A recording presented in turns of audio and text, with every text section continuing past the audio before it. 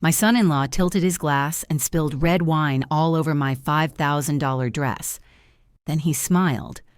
"Now you look as cheap as you really are." For a moment, I stood frozen. Not from shame, but from calculation. I picked up the napkin he dropped, dabbed the stain, and said softly, "You might want to remember this color. It's the shade of consequence."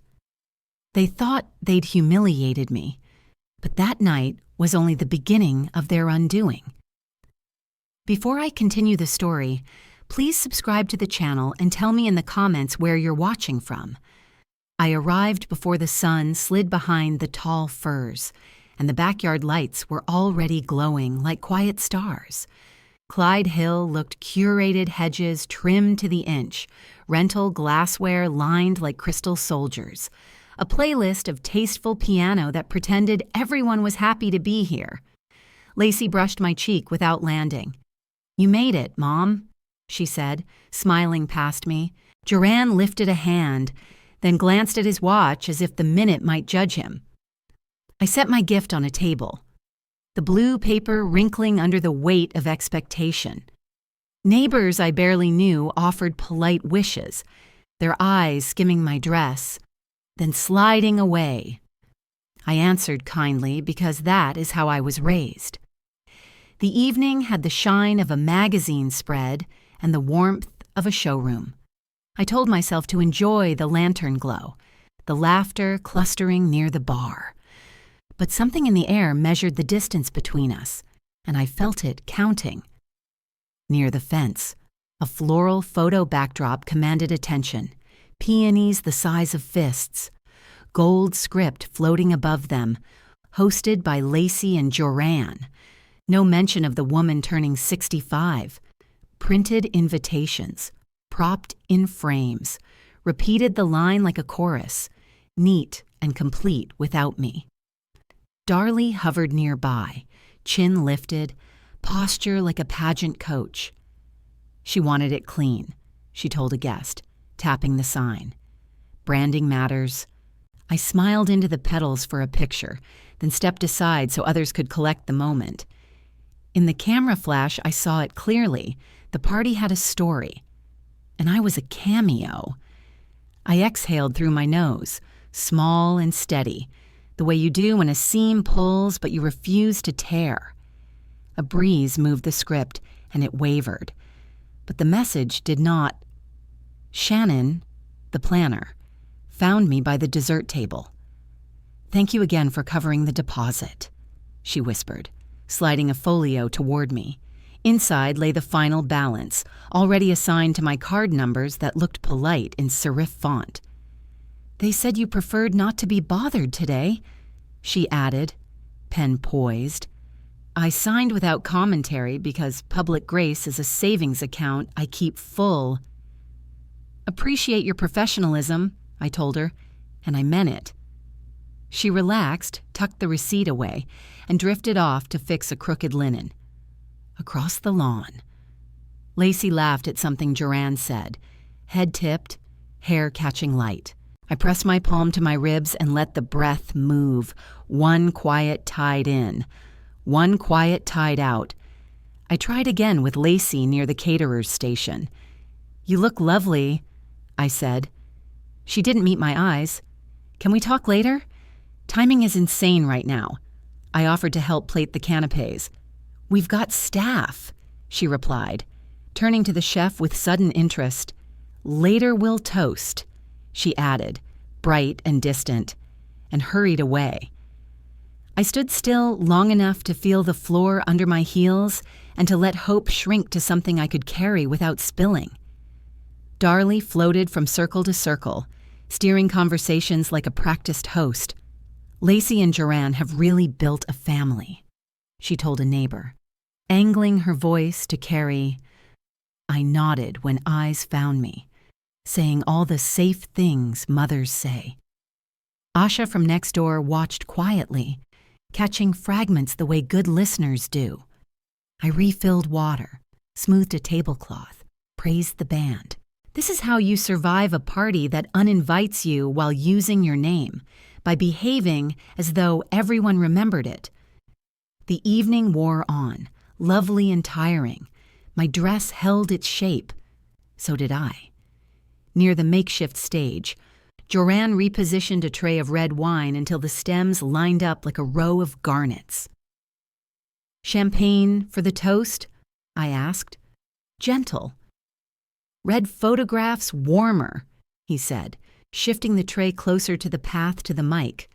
Darlie approved with a satisfied smile, smoothing her skirt as if she had ironed the moment herself. The playlist swelled. A guest bumped my elbow. I steadied his glass and his apology. A gust flirted with the string lights, and they trembled. I felt the night tightening, like a knot being taught to hold. Joran tapped the mic, performed an easy stumble, and laughter rippled. Then the stumble returned. Not so easy. The tray tilted. A wave of red lifted and broke over my bodice like a slow-motion tide. It ran dark and theatrical down the silk I had saved for phones lifted in reflex, small suns winking on. I heard guests inhale the way a room inhales before a verdict. Joran leaned close, voice low enough to be private and sharp enough to slice. "Now you look as cheap as you really are." Darlie didn't flinch. She looked pleased. Lacey turned her face away, scanning the horizon of anything but me. The wine kept traveling, mapping my ribs, patient as gravity. I did not plead. I did not reach for napkins like a clown at a spill. I let the silence form a circle I could stand inside. In that ring, I counted heartbeats and chose what I would and would not give them. I gave them composure. I kept my dignity.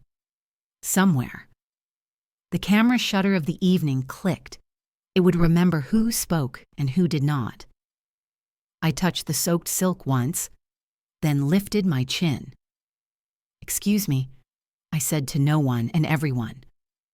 In the guest bath, I locked the door, turned on the fan, and faced the mirror. Wine splashed a wild design across the blue like a map of a country I would never visit again. I held the counter until the room steadied. My throat wanted sound. I gave it breath instead. In the glass, I saw not ruin, but a woman setting a boundary. I rinsed the hem, blotted the worst, and watched the color loosen its grip. I straightened my shoulders. I would speak later, with proof. Tonight. I would remember everything and spend nothing I could not replace.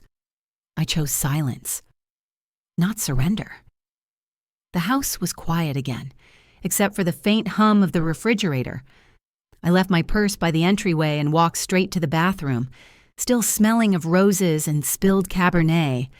My $5,000 dress hung heavy over my arm, the satin cold, stiff with dried wine.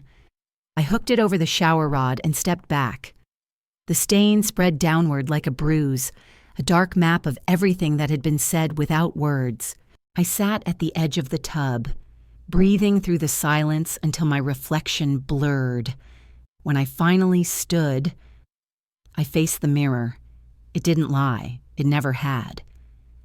The same woman from last night looked back at me, but something had shifted behind her eyes. I whispered, "No spectacle, just discipline." The counter was smeared with red residue from the hem. I wiped it clean until the surface shone. My hands stopped trembling. My silence wasn't weakness. It was a ledger waiting to be balanced. The phone buzzed once. Asha. I archived my story before deleting it. Her message read, "Think I caught part of what he said. Want the file?" I stared at the screen. She was half my age, but understood more than my own daughter did. "Yes," I typed back. "Send it." My heart beat steady for the first time since the toast that never came. Minutes later, we were on a call. Asha's voice, calm and precise. "See here? Timestamp 9:17 p.m., GPS Bellevue." It auto-saved before I took it down. On my screen, Her cursor circled the audio icon. The muffled voice of Joranne saying cheap cut through the static. My stomach turned, but I smiled. "That's enough," I said. "Can you send me the raw file?" She did. I saved it to an external drive, labeling the folder June 65. I opened a drawer for the drive and found a crumpled crayon drawing, Nana in uneven letters, a heart in purple wax. I placed it next to the drive. No text, no post, no announcement, just quiet proof that love had once lived here, too. It steadied me more than any apology ever could. At the kitchen table, I began building order out of chaos. Folders, subfolders, receipts, screenshots. I scanned the invoice from the planner, photographed the invitation, titled each file with the same care I used to pack lunches for field trips. I logged the details, time, place, witnesses. Facts had become my new language. Before closing the laptop, I sent a text to Lacey. I got home safe. It took her until morning to respond. "Busy day, Mom. Talk later." I copied her words into the log, not out of spite, but record. Every message was a timestamp now. Every silence, a signature. The first light crept through the blinds. I replayed the video once more, letting daylight wash over the scene. The voices sounded thinner, more fragile in the sun. I renamed the file and saved a duplicate to the cloud. Then I closed the laptop and stood by the window. By morning, my silence had already gathered witnesses. The apology arrived with a legal release attached. I stared at the subject line. "So sorry about last night." Like it was an ad I never subscribed to. Joranne had CC'd his mother, Darlie, of course. The message was glossy, rehearsed, and sterile. The PDF attachment beneath it was titled, "Appearance Release, Lacey Joran Event Final, PDF." Not even an attempt to hide the intent. I opened it. My hands didn't shake. They never do when I'm angry. The letter began with, "We hope you understand the importance of keeping family memories positive and unified."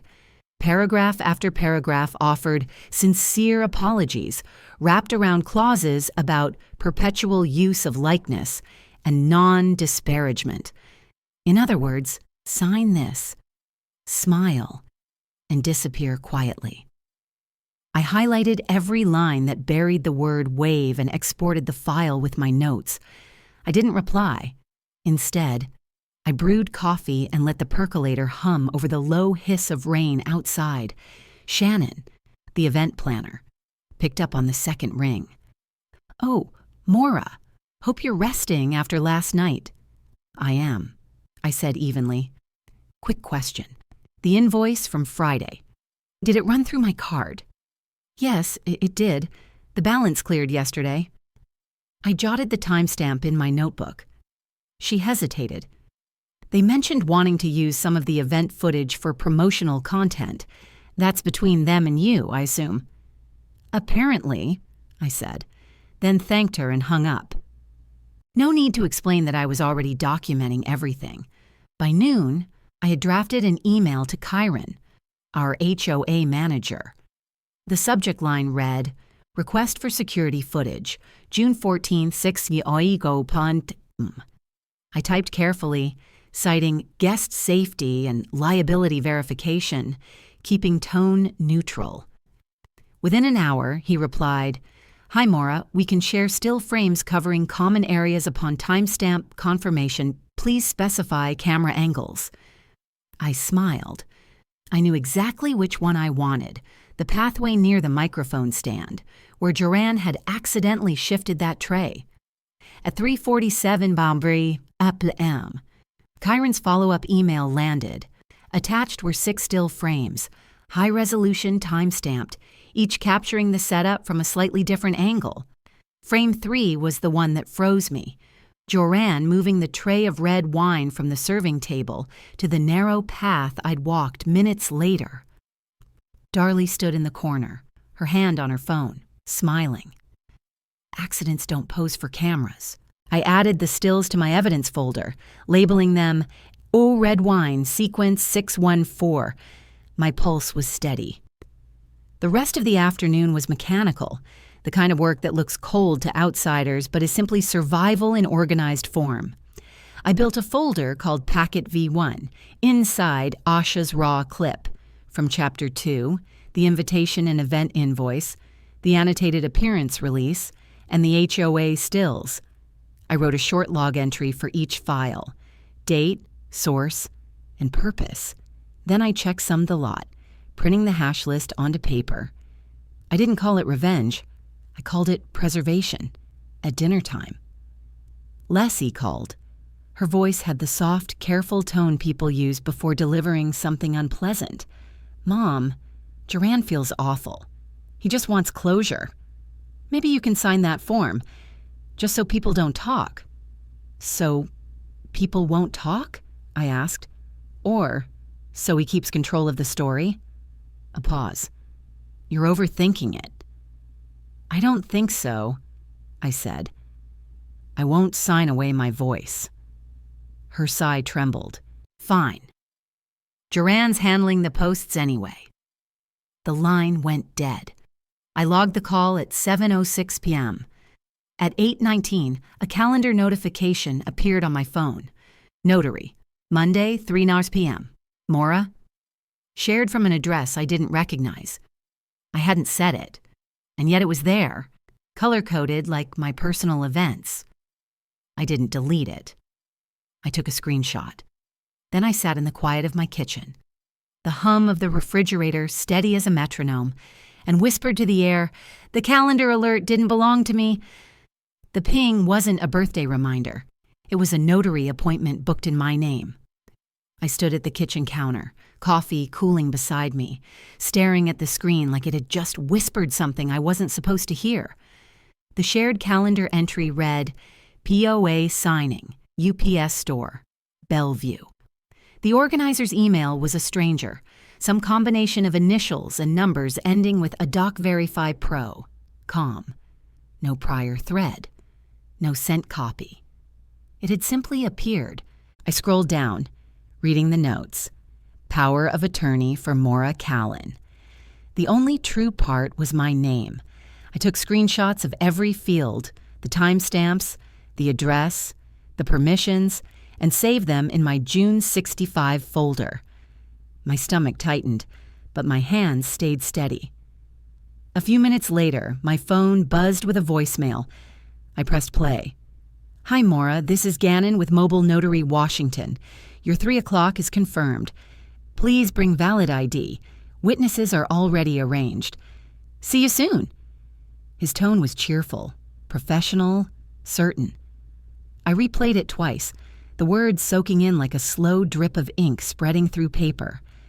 Then I saved the audio file, labeled it Not Mine, confirmed free, and wrote the timestamp in my logbook.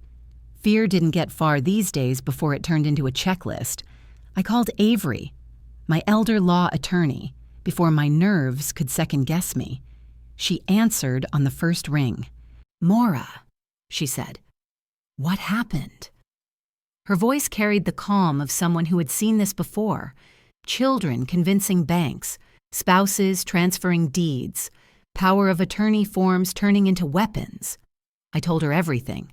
The calendar entry, the strange organizer email, the voicemail, and the earlier apology that came with a photo release attached. When I finished, she exhaled sharply. You do not attend that appointment, she said. You do not reply to anyone about it. Preserve everything. Screenshots, metadata, timestamps. I'll send you a secure upload link. We'll file a preemptive notice that no power of attorney exists or is pending. They can't weaponize what doesn't exist. I wrote down each instruction like a prescription for peace. Do not delete, do not engage, document, secure, wait. By late morning, I had forwarded the voicemail and screenshots to Avery's portal and exported the calendar event as an X file.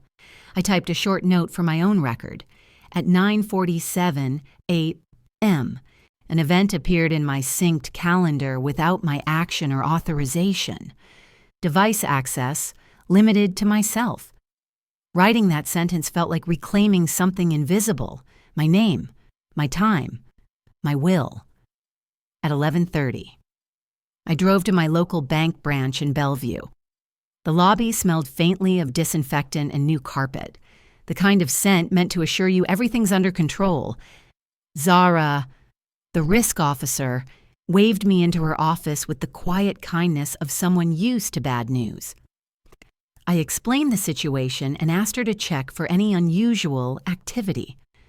Her fingers tapped fast on the keyboard. 2 login attempts overnight from an unfamiliar IP, she said, and a new transfer profile waiting for verification to a business account called Crow Media Holdings. I kept my face neutral, though I felt the words burn. "That's my son-in-law's company," I said softly. Zara's eyes lifted. "Would you like to remove all external profiles and reset your credentials?" "Yes," I said. "Every single one." We moved through the steps like choreography. Password resets, biometric verification, multi-factor locks.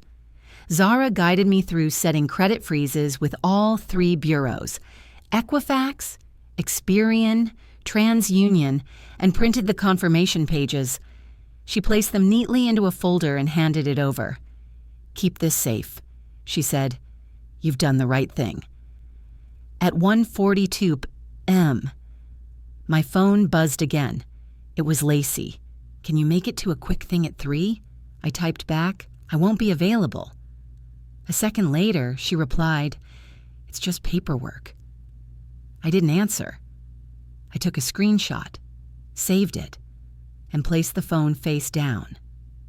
The silence between us felt heavier than any argument could have been. At exactly 3 on I didn't go anywhere. I didn't text or call.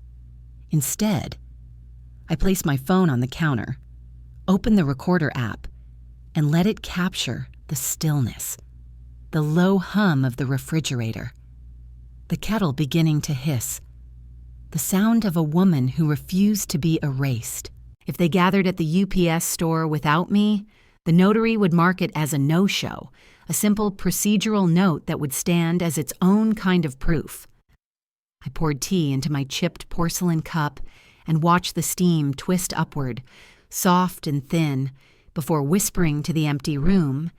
If they needed my signature, they were about to learn what my silence could do without it. The first alert wasn't legal.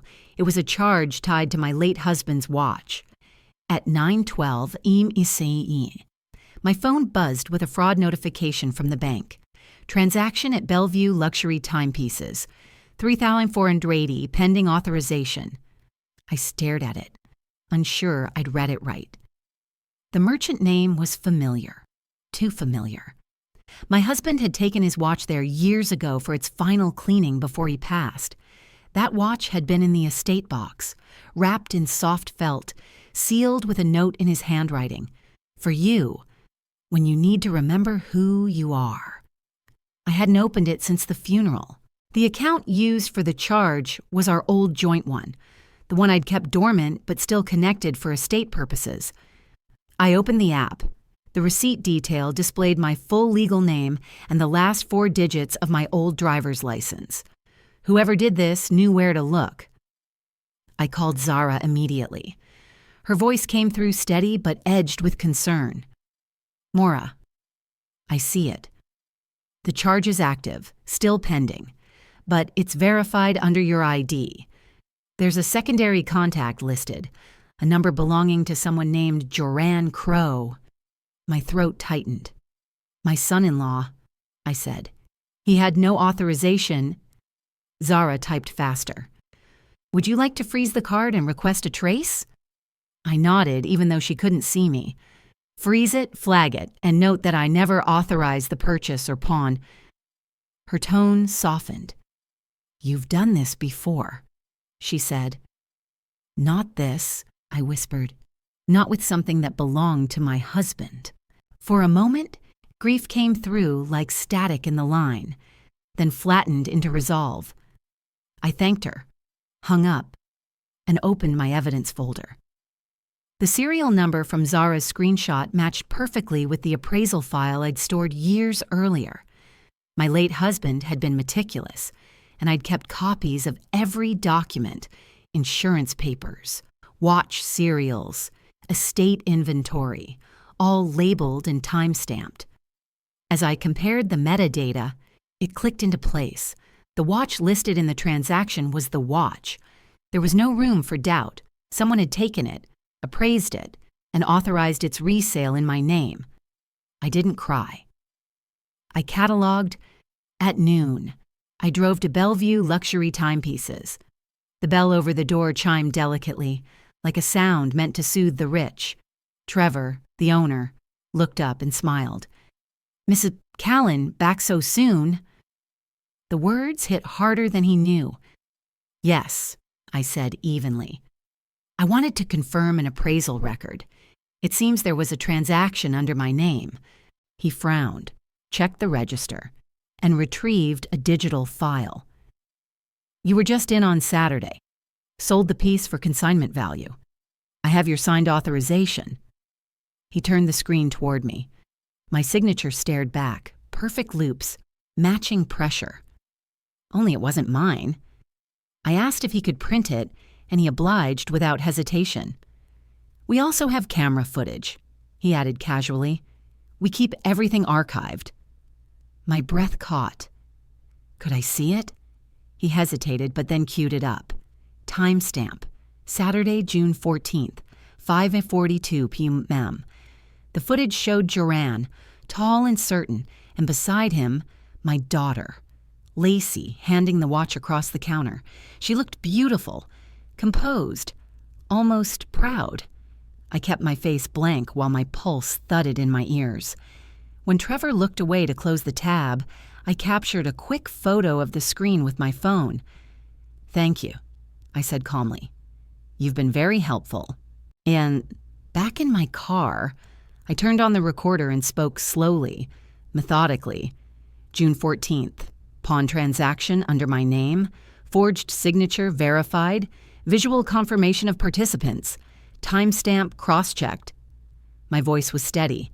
I saved the file under watch chain proof, M4A, and sent a backup to my secure drive.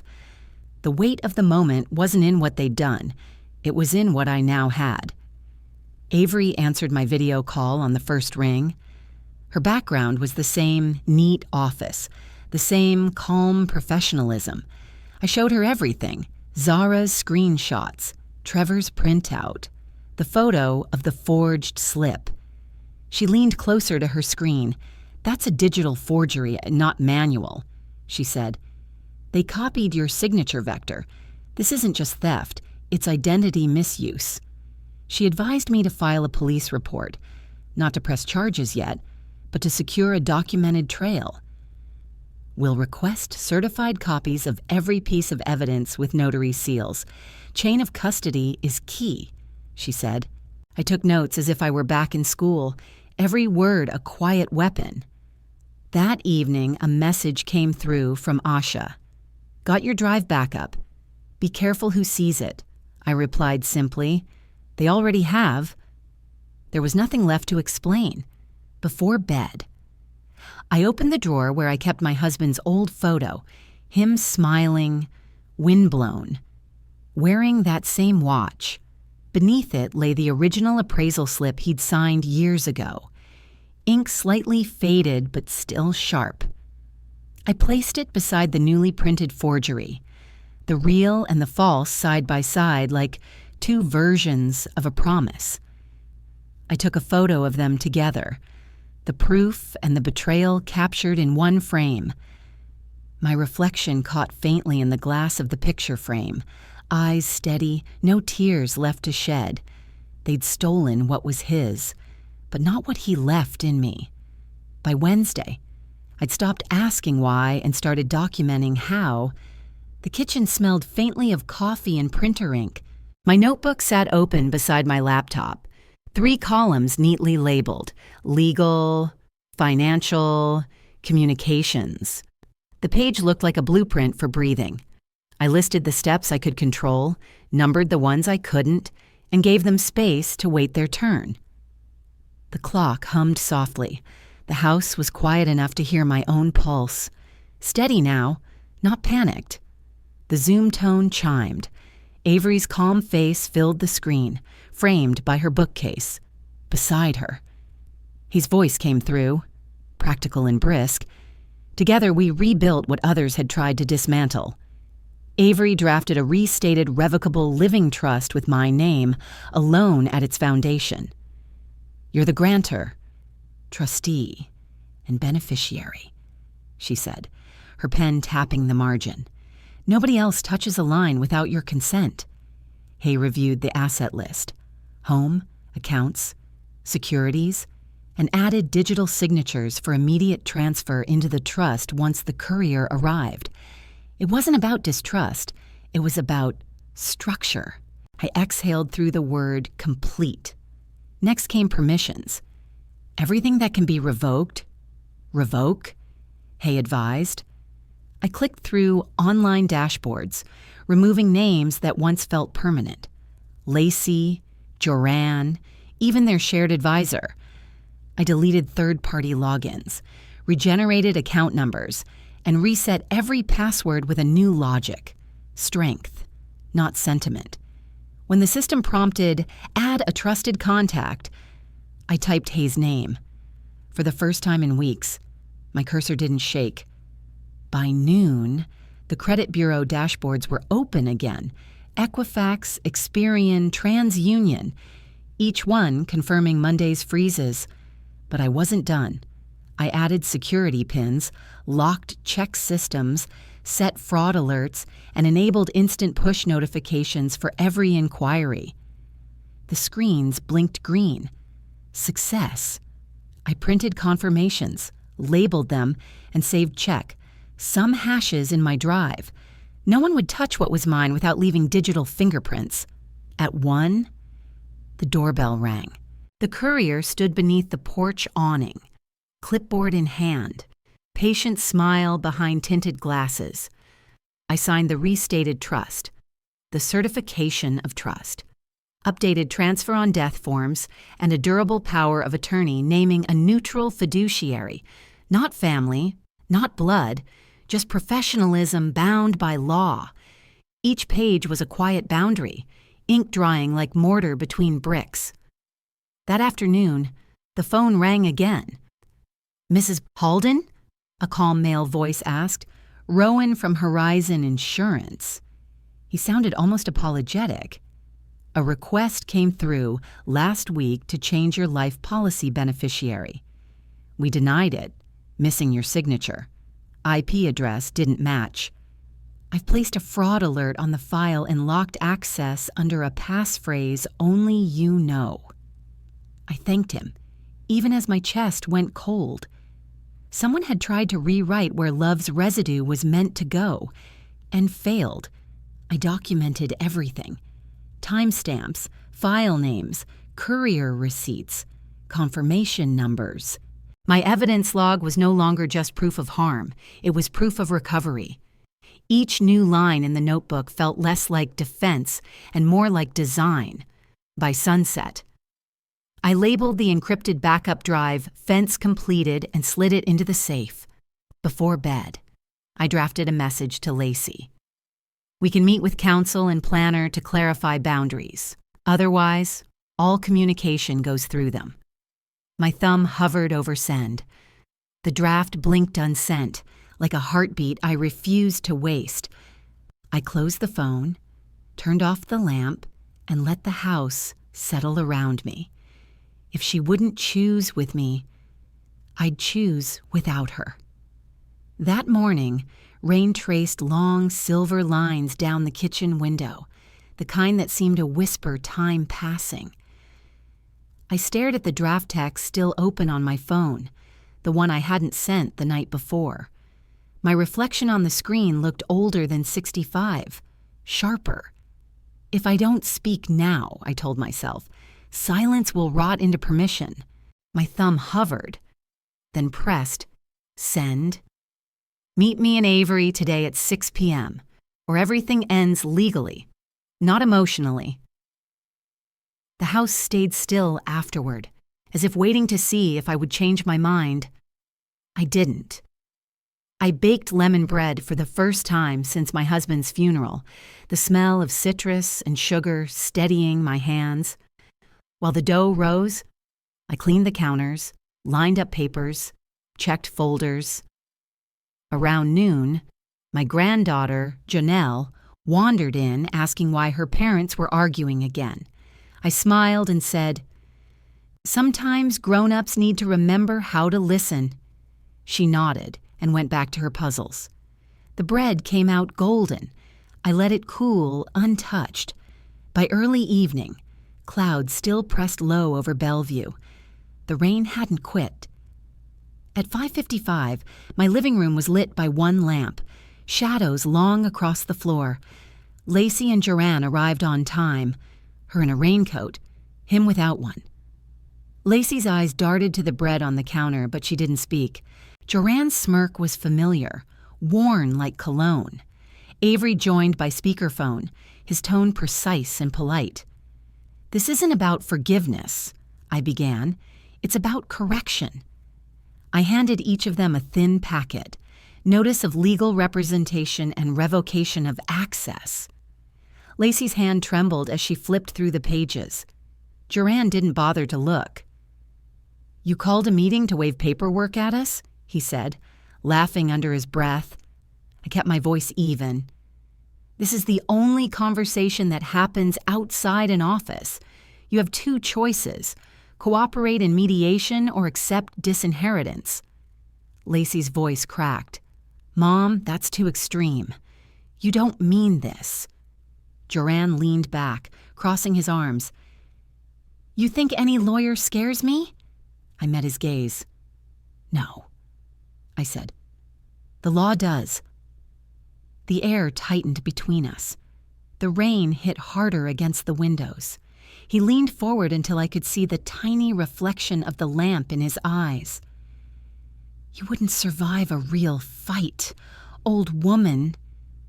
Lacey gasped. Her hand went to her mouth. I didn't move.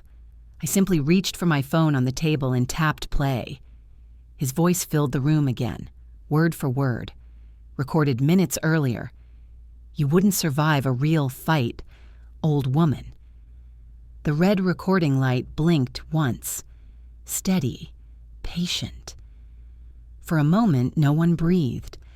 Lacey turned toward him as though seeing him for the first time. "Every fence has a gate," I said quietly, "but not everyone earns the key." She started to cry, then turned and left, her heels sharp against the floor. Joanne followed after a muttered curse, the door slamming behind them hard enough to rattle the windows. When the echo settled, the only sound left was the steady drip of rain from the eaves. I sat down, deleted the audio from my phone, and filed the transcript into my encrypted folder. I wanted no trophies, only truth preserved. I poured tea, sliced the lemon bread, and let the warmth fill the silence. Before bed, I wrote one line in my notebook: silence, when chosen, becomes strength. Outside. The rain finally stopped. The air smelled like metal and new beginnings. I closed the book, turned off the lamp, and whispered to the empty room. But storms rarely end. They just move to another room. The phone started ringing before dawn, one vibration after another, rattling across my nightstand like a nervous heartbeat. I thought it was spam until I saw Asha's voicemail. "Maura, you need to check Facebook. Now." Her voice sounded shaken, urgent. I opened my phone, and there it was, my living room, my voice, my face under the headline, "Greedy Family Meltdown." The clip had been taken from the corner where my phone had rested during last night's confrontation. It was everywhere, on local pages, in group chats, shared by people I'd never met. Joanne's voice came through crystal clear. "You wouldn't survive a real fight, old woman." I froze. breath caught in my throat. That red recording light, the one I'd watched so calmly, had become a beacon I couldn't control. By mid-morning, the notifications poured in like rain through a broken roof. Strangers took sides as if our family were a televised trial. Some called me dignified. That woman has more class than her daughter and son-in-law combined. Others accused me of staging everything to gain sympathy and inheritance leverage.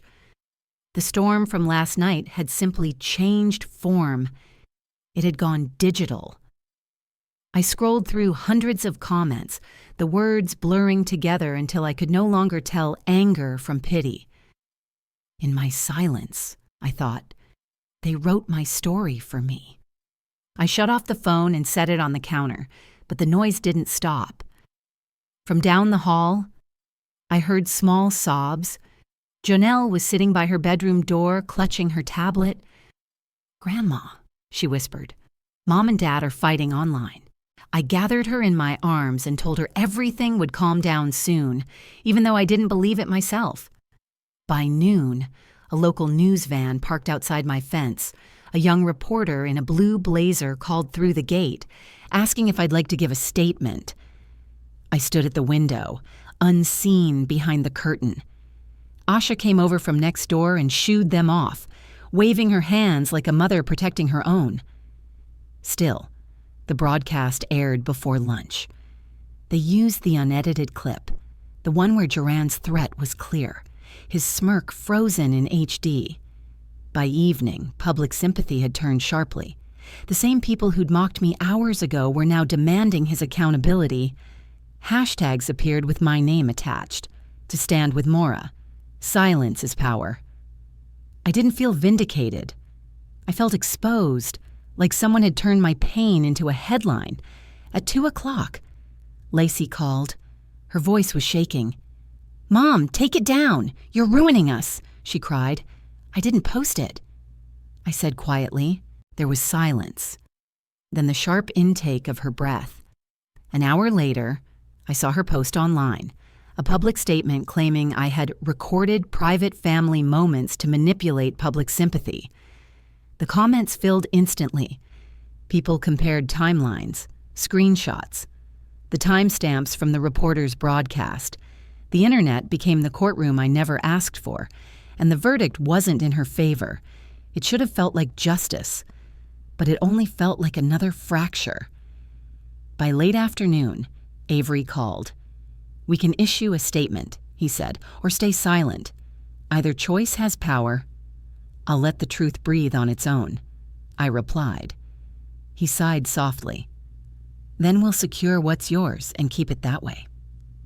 We discussed new restrictions, additional locks, password rotations, digital traces. I wrote it all down in my ledger, each word grounding me back into control. As the sun set, I stepped out into the backyard. The air smelled of wet earth. The sprinklers from the neighbors' lawns hissed softly, replacing the rhythm of last night's rain. My phone buzzed on the patio table. Another flood of messages, this time from people offering support, empathy, or their own stories. I didn't open any of them. It's strange, I thought. How people only see you when you bleed in public. I deleted the notifications one by one until the screen went blank, then logged off everything. For the first time all day, the world went silent. When I came back inside, one final message waited from Lacey. "I never wanted this."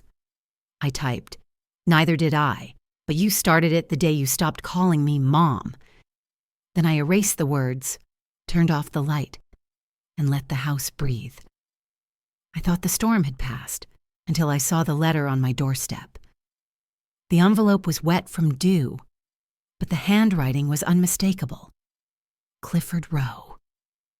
For a moment, I simply stared at it, framed by the soft blue light of early morning. The street was silent except for the low hum of sprinklers. I hadn't spoken to Clifford, my late husband's business partner, in over a year. Seeing his name again felt like opening a door I'd already sealed shut. I photographed the envelope, front and back, time-stamped the images, and logged the moment in my evidence book. The paper was thick, the kind used by law firms or old banks. My fingers hesitated on the flap. Every instinct said wait, but curiosity can be its own kind of courage. Inside, there was a short note in Clifford's steady, old-fashioned script. "Call me as soon as you read this. It's about your name, and something they asked me to sign." Attached beneath it was a second document, a draft letter of concern about my recent mental capacity and decision-making judgment. The words were clinical, almost gentle in tone, but their purpose was a knife wrapped in linen. My eyes caught the watermark in the footer, a small emblem, faint but traceable, and a string of printer microdots.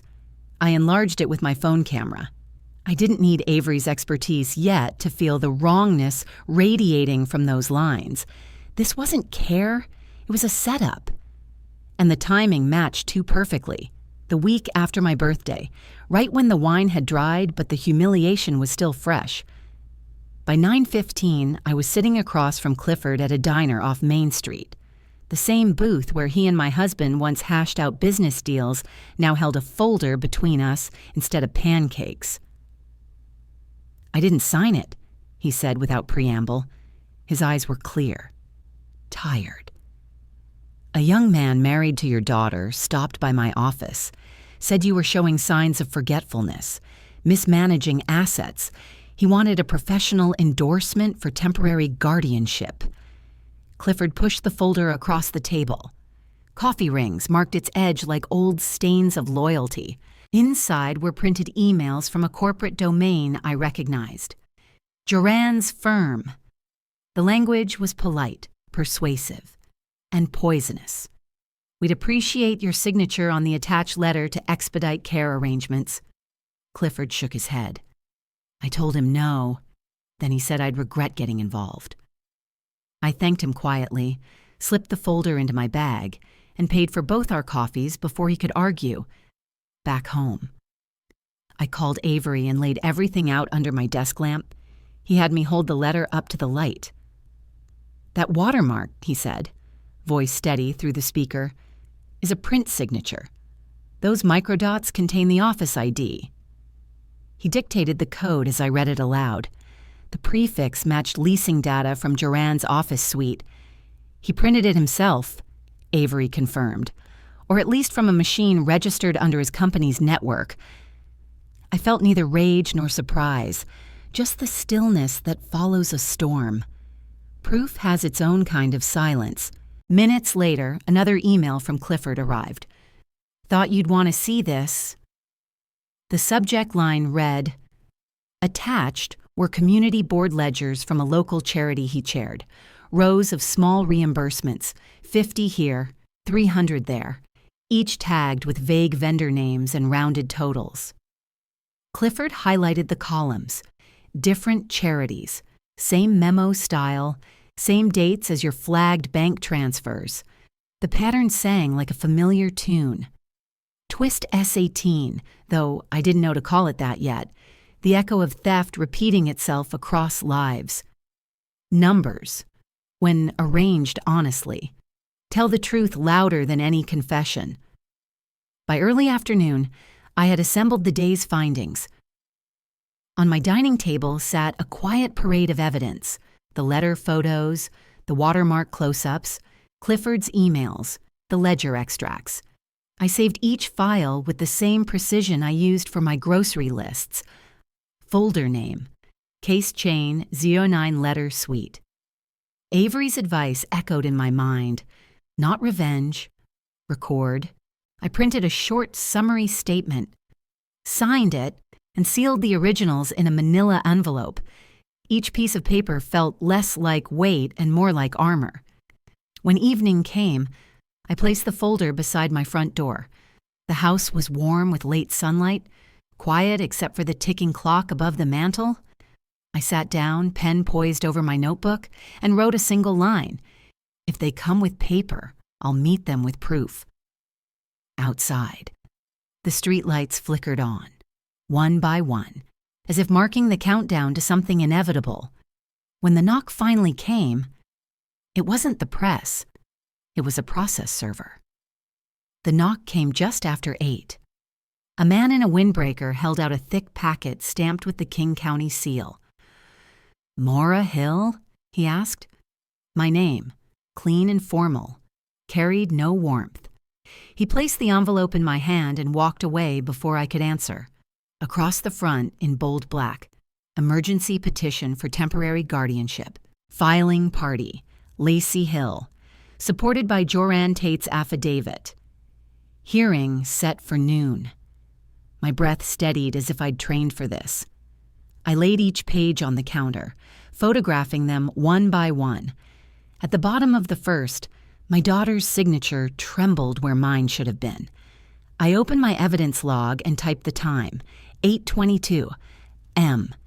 Then I texted Avery a single line, "It's here." By 8:45, the speakerphone sat between my coffee and the petition. Avery's voice came through calm and precise. "We triage first," she said. "Ignore the adjectives. Focus on the claims."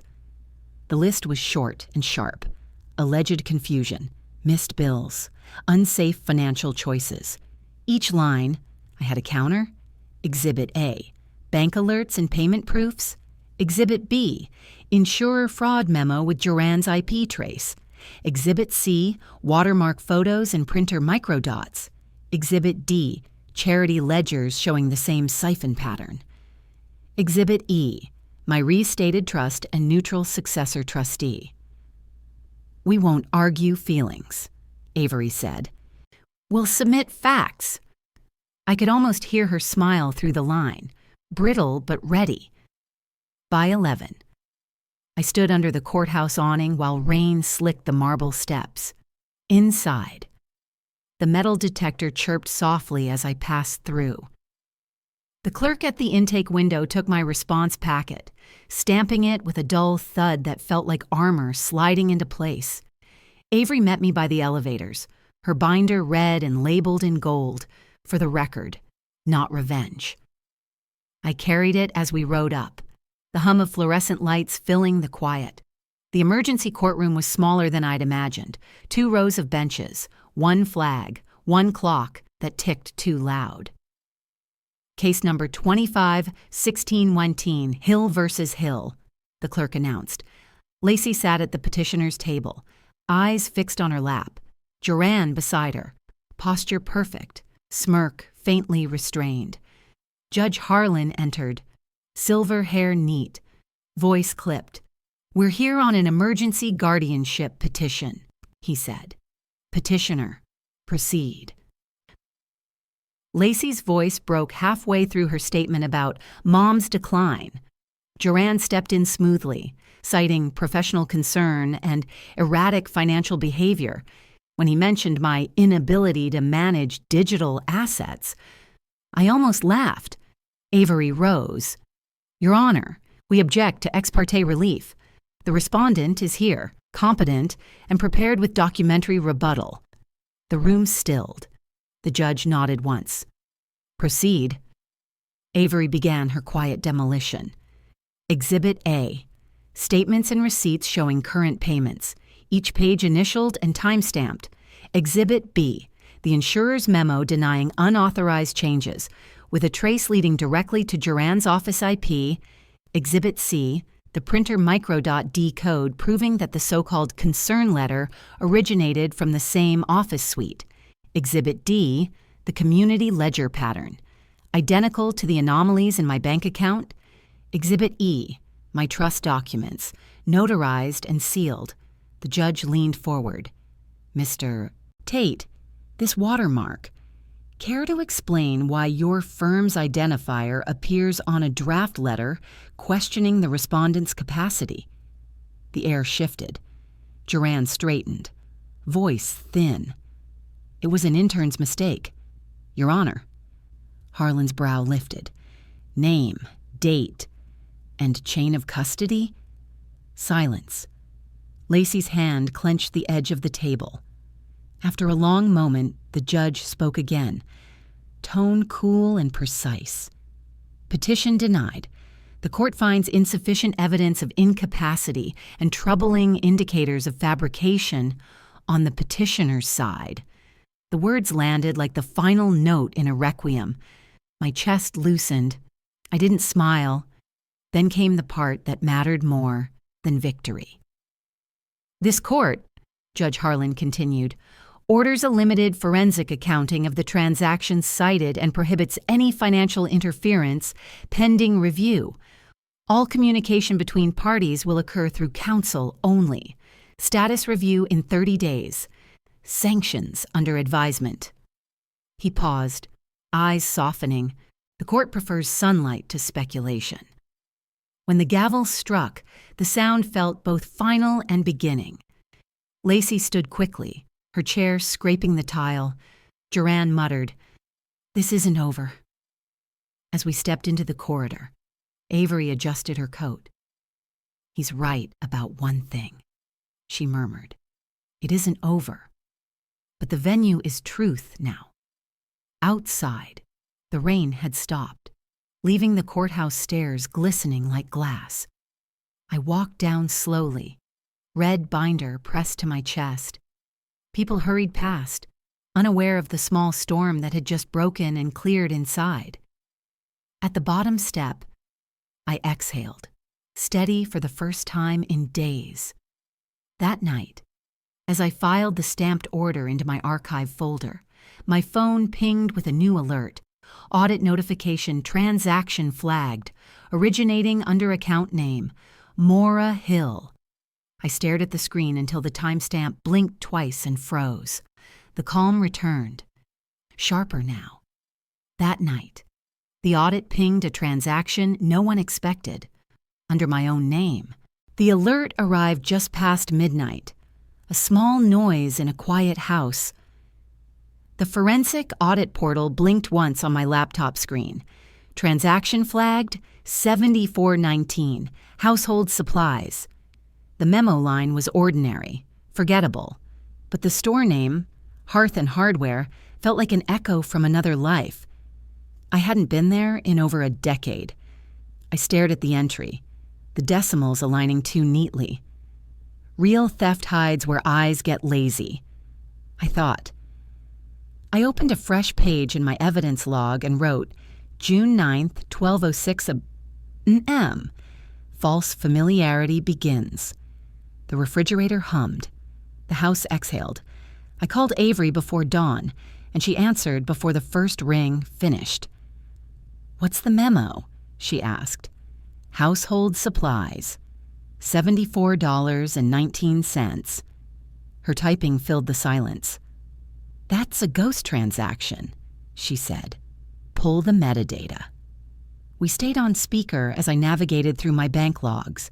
The purchase came from an old auto-pay profile, one linked to a card that had been closed years ago, back when Joranne first offered to help streamline my bills. But the system note said, reactivated 2 days ago. The IP trail ended in familiar territory, same range as the one tied to his firm. The microdot watermark from the concern letter now had a digital twin. Avery's voice lowered. "He's still testing your fences," she said. "Let him, it'll show in the soil." We examined the transaction line by line. The store's API listed a cart of small, odd items, paint markers, adhesive labels, a roll of postage scale stickers, and a USB microphone windscreen. No nails, no hammer, just the makings of an envelope and a setup. "Tiny purchase," Avery murmured, "but it tells a loud story." We agreed to request a camera sync subpoena through the retailer's compliance portal. For now, she told me to save the packet exactly as is, metadata intact. "This isn't reaction, Maura," she said. "It's record keeping." I smiled faintly. That's all I ever do. By mid-morning, I found myself on Asha's porch, clutching my coffee like a peace offering. "You still have your doorbell cam backups from last week?" I asked. She blinked, then nodded. "Of course. Why?" I told her briefly about the envelope, the letter from Clifford that appeared out of nowhere. Her fingers flew across her phone. Within minutes, she froze the frame. The timestamp read 4:13 M. 3 nights ago, a figure, tall, shoulders squared, crossed the patch of light near my mailbox. He held a phone flashlight low, careful not to point it toward the house. The silhouette was unmistakable. Joran's build, his gait, the faint tilt of his head. Asha's voice wavered. "That's him, isn't it?" I nodded once. "Yes." The recording light on her screen glowed red, steady and small, like a heartbeat refusing to fade. When she emailed me the clip, I noticed the timestamp matched the auto-pay reactivation within 12 minutes. 2 worlds, paper and digital, finally shaking hands. "You didn't see anything that night?" I asked softly. "I heard a car door," she said. "SUV, dark gray, parked halfway down the block." I thanked her, promising nothing beyond gratitude. The video saved itself into my case folder automatically. Its file name simple: Doorbell Proof for 3. Back home. The rhythm returned. Assemble, verify, seal. I created a mini brief, audit ping screenshots, the bank's routing trail, the cart metadata from Hearth and Hardware, Asha's video stills, and the old watermark from the concern letter. Avery's tech contact added one final nail. Retailer loyalty lookup showed a burner email registered under Joran's office IP block, timestamped the same hour the auto-pay profile reactivated. The data folded together neatly, a digital origami of deceit. "He's tightening his own rope," Avery said. I didn't answer. I was already labeling the folder Trapdoor Complete. At noon, my phone buzzed. A text from Lassie. "If you keep this up, we'll all drown." I typed. "I learned to swim the day you let go of my hand, then I deleted it. Some words belong to air, not to record." I filed the thread under Not for Court. Grief had edges, but I had learned to trace them without bleeding. Before sunrise the next day, the sky pale and clean, I uploaded the new packet to the court's audit portal, flagging it as supplemental evidence. Copies went to Avery and the auditor, all time-stamped, checksum verified, notarized by the system itself. My entry in the log read, "I'm not chasing them. I'm marking the path." The house was quiet except for birds and the faint sound of mail trucks somewhere down the street. I closed the laptop and poured coffee into the same chipped mug my husband once used for Sunday mornings. The steam curled upward, soft and slow. By noon, a new alert hit my inbox, this time from the insurer. By noon, a new alert hit my inbox, this time from the insurer. Someone tried to move my beneficiary again, only now the system sent me the name. The email subject line was plain: Policy Alert, Beneficiary Request Activity. I clicked before breathing. The insurer's interface expanded, unblurring a redacted field. The name sat there in black and white, Claudia. Below it, a downloadable audio file pulsed like a heartbeat. I pressed play. Joran's voice, calm and deliberate, said, "Yes, I'm authorized. The policyholder is aware." I closed my eyes, steadying my pulse. He spoke like a man narrating a routine task, but theft spoken softly is still theft. I logged the timestamp, saved the file twice, then forwarded it to Avery with the subject line. They said the quiet part out loud. By early afternoon, I was in a gray conference room at the insurer's Special Investigations Unit, the air sharp with printer toner and control. Investigator Ramos cued the voice analysis on his monitor. "We authenticated it," he said, pointing to the waveform, voice print match. "Device metadata traces to the same office subnet you flagged earlier, the one tied to your reactivated autopay."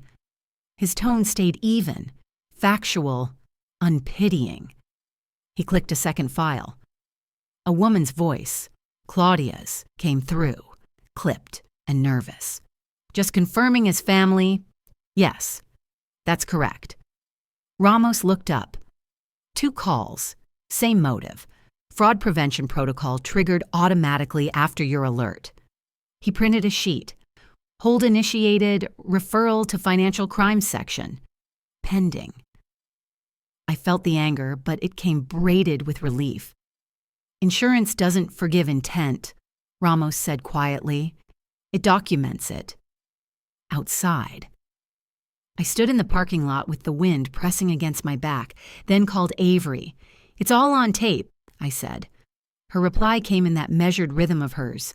Good, let's move from proof to procedure.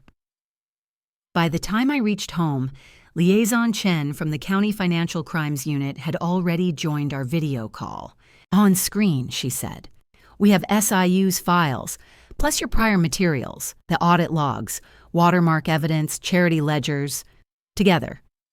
That's a prosecutable pattern, Avery added. We'll file the civil motion simultaneously.